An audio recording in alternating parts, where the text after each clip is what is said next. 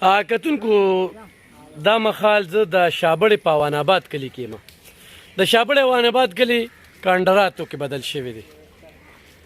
دومره ځای نشته چې تمبو پکې څوک ولګوي. دې ځای کې ما کته دغه تمبو چې کوم دی په کوم ځای لګېدلی دی نو خټې دي. دا زما شاته کوم تمبو وینې که نه دا خټې دي. خټې په خټو کې دا تمبو لګېدلی دی. زمونږ خویندې میاندې په دغه تمبو کې شپه کوي. د ناستې ځای نه دی پاتې. سټول را پروت دي، د چا چاردیواري را پروت دي، کمرې خو ټولې چې کومې دي اکرک شوي دي. اکرک شوي دي کمرې. بس صرف دغه سړک چې کوم دی دا پکې صفا دی. په دې نه په ټکټرو چې کوم دی نو خټې اړولې دي. تاسو وینئ خو هغه دی کې کور وینئ، هغه کې وګورئ دا تنبان لګېدلي دغه کوروان دا روان خو اخوا ته څومره ځي نو دا کورونه روان. دا یو داسې علاقه ده چې دا د کیمرې نه لرې پاتې ده. خپل ځاني ما هم په لومړي ځل چې کوم دی نو بله شپه لیدلې ده. دلته کې دا زه تاسو ته ښیم چې دا تاسو وینئ د شابړې اوان آباد علاقه ده. دا وګورئ چې دا کور چې کوم دی نو دې ځای نه دا بلکل مکمل ړنګ شوی دی. هر څه تللي دي دې ځای نه. دا دویم کور چې کوم دی دا کمرې اوس هسې په بانه ولاړې دي. دې کمرو کیس هم نه دي پاتې. په دې دیوال نه خوا ګورئ نو درې فوټو څلور فوټه خټې په هر کور کې ولاړې دي. په خلکو کې د سکین یعنې ټول پمن شوي دي. د سرمنې بیمارۍ په ټولو کې هغه راغلي دي. او دغه شانتې د خپو ګروتونه یې څښا شوي دي.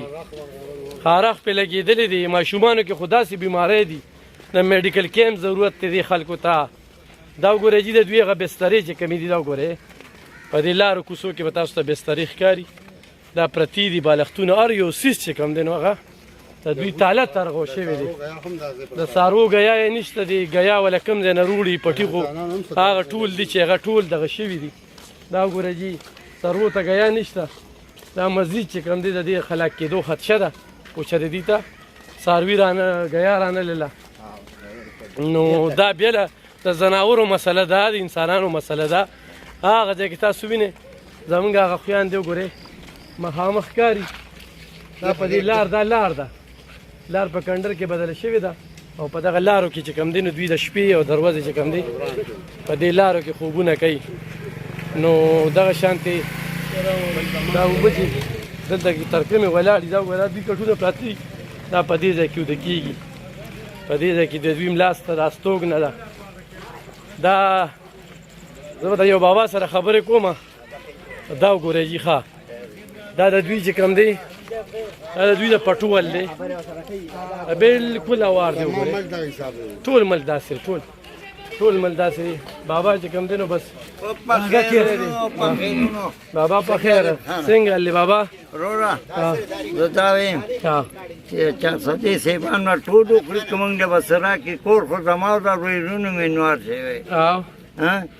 تا سره صرف د ستو د ویرونو غم دی. دا غوره ټول کلي روان نه نو اوبه خو راړې او لاړې لکه سړی چې اودسمات یې وکړې اوبه لاړې. ما د اوس د دې کورونو غم وکړه. خو د ټول کلي کورونه روان دي که نه. څه خبره واره مړه ټول کلي خو زما کلي ستا خو نه دی. نو موږ ده نو ته د ویرونو د ځان خبره کوې که نه نو تا د خدای جنتي کې راشه کیمرې ته ګوره بابا دې کې ورته ټولې خبرې دې مشرانو ته وکړه. داسې کار وکړه چې مهرباني وکړه ته راشه چپې لکه دا سپری راوړه. سپری نه هغه ماشو والا داسې کار وکړه هغه پچا راوړه. رایي چې زما د حجرې د کور یې د اوبه خټې ډېر کړي نو بس دغه دی ده بیا به نور کلي غم کوم. او بیماران هم دي. بیمار هم دي. بیمار هم کړه ته هم بیمار یې نوسي بچي هم دي بیمار دي. خدای ته ګورې دې له راشئ او زما دې دغه نه خټې ډېر کړي چې زه خپل کور ته ځم.